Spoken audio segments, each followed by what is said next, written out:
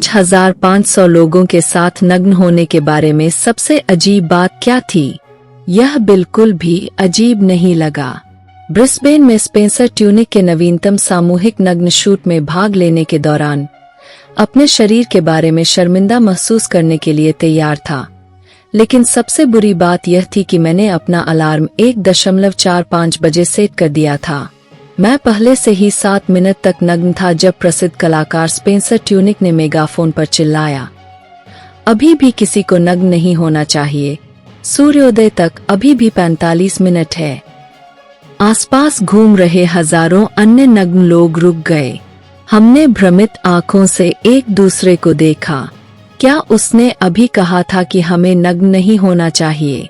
कुछ उत्सुक लोगों ने जल्दबाजी की और कुछ और लोगों ने भी ऐसा ही किया। कुछ लोग अपने कपड़ों के साथ फिर से मिल गए, लेकिन मेरे लिए वापस जाने का कोई रास्ता नहीं था। इसलिए रविवार को सुबह 4 बजे मैंने खुद को ब्रिस्बेन के स्टोरी ब्रिज के पास एक नाले में बैठा पाया, बारिश से भीगा हुआ, पूरी तरह से नग्न। सबसे अजीब बात यह है कि यह बिल्कुल भी अजीब नहीं लगा। राइजिंग टाइड में जाने से पहले मुझे बहुत उम्मीदें थीं। न्यूयॉर्क के एक फोटोग्राफर ट्यूनिक का नवीनतम काम, जो सार्वजनिक रूप से नग्न आकृति का दस्तावेजीकरण करता है, और उनमें से कोई भी अच्छी नहीं थी। मैंने जीवन भर यह कामना की है कि मैं कम रहूं और अभी तक अपने आत्ममूल्य को अपनी उपस्थिति से अलग नहीं कर पाया हूं।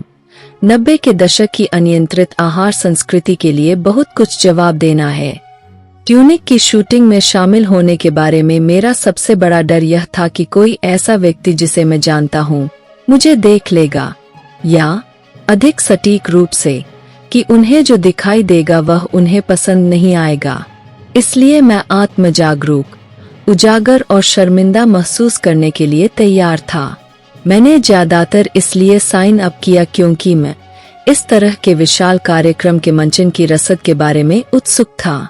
लेकिन संख्या में सुरक्षा होती है और मुझे 5,500 शवों से घिरा हुआ अजीब सा घर जैसा महसूस हुआ। ऑस्ट्रेलिया में ट्यूनिक के लिए एक रिकॉर्ड तोड़ने वाला प्रदर्शन। जब छिपने के लिए कोई जगह नहीं होती है तो छिपाने के लिए कुछ भी नहीं होता है। ड्रैग आर्टिस्ट जैक ने मुझसे कहा, आपकी सारी असुरक्षाएं दूर हो जाती है।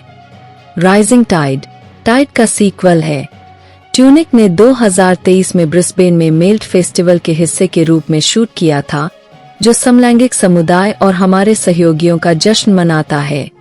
जब हम स्टोरी ब्रिज की पूरी लंबाई में अंधेरे में इकट्ठे हुए तो ट्यूनिक ने भीड़ से कहा कि हमारी जीवित मूर्ति विविधता, समानता और समावेश के लिए एक वोट थी। क्वींसलैंड द्वारा लिबरल नेशनल पार्टी की सरकार चुने जाने के बाद की सुबह यह विशेष रूप से समय पर लगा। कलाकार ने लाउड स्पीकर पर निर्देश दिए, मुस्कुराए नहीं। हमने उसका सामना किया, फिर दूसरी ओर मुंह किया, अपनी बाहें आसमान की ओर उठाईं, फिर वापस नीचे कर लीं। फिर हम अपनी पीठ के बल लेट गए और एक तरफ लुढ़क गए। सड़क कठोर और गीली थी। दूसरों को कांपते हुए सुनकर मैं अपने शरीर को गर्म रखने वाली नरम परतों के लिए आभारी महसूस करता था। पहले तो मैंने दूसरे लोगों के शरीर को न देखने की कोशिश की, लेकिन आखिरकार मैंने खुद को उन्हें देखने दिया।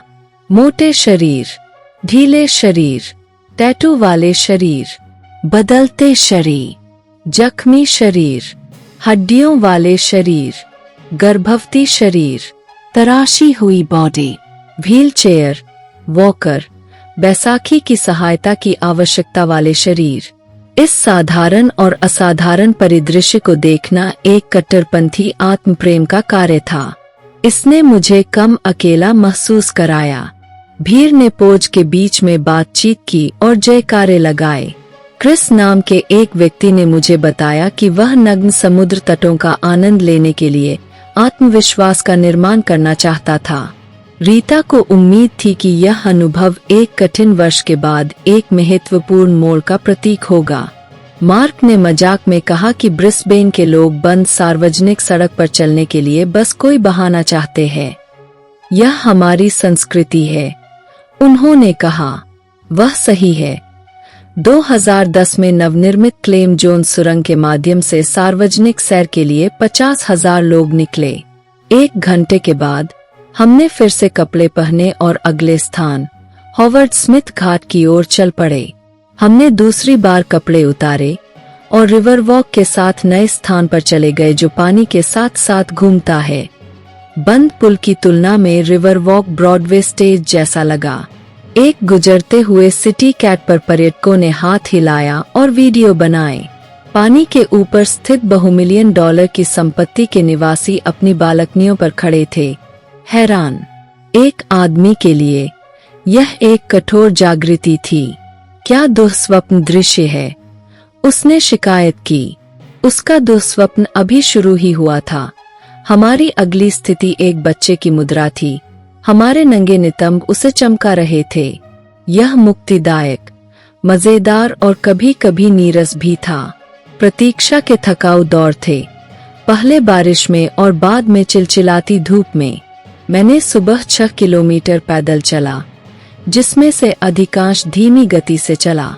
मैं गुमनाम महसूस करना चाहता था, लेकिन मुझे उन लोगों से जलन हुई जिनके साथ उनके दोस्त थे।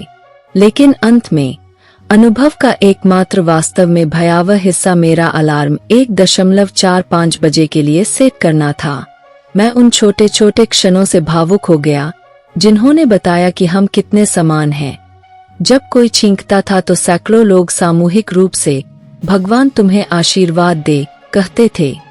जब कोई गोल्डन रिट्रीवर यह देखने के लिए आता था कि सारा उपद्रव किस बात का है, तो ओह का कोरस बजता था। जब ट्यूनिक ने हमें दक्षिण की ओर देखने के लिए कहा तो हमें एहसास हुआ कि कोई नहीं जानता था कि किस तरफ मुड़ना है। नदी की ओर मुंह करो, उसने आखिरकार स्पष्ट किया। जब हम रिवर वॉक के साथ वापस चले तो अपनी बालकनी से देख रहे एक आदमी ने आवाज लगाई। उसने एकजुटता में अपने कपड़े उतार दिए थे। मैंने अपने जीवन में कभी भी भीड़ को इतनी जोर से जयकार करते नहीं सुना।